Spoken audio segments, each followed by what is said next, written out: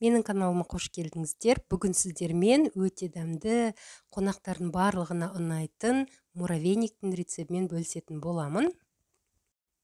Ыдысымызға май, қант ұнтағын миксерлеп аламыз. Мінекей осындай масса болады. Жұмыртқа қосып, айран қостым мен осы жолы, сода қосып араластырамыз. Енді ұнымызды електен өткізіп, разрыхлитель қосамыз және де жақсылап араластырамыз.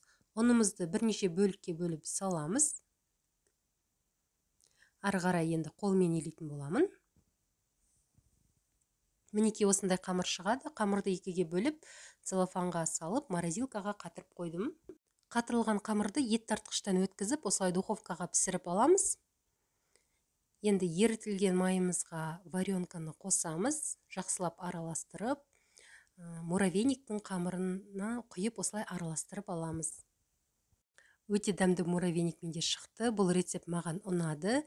Міндетті түрде ауызашарға жасайтын боламын олай жаса. Мінекей осылай дастарханға қойсаңыздар болады.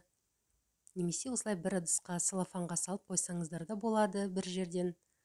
Енді ол өз қалауларыңызша. Мынау менің ұлыма мектепке салып бердім. Өте дәмді, міндетті түрде жасап көріңіздер. Ас болсын.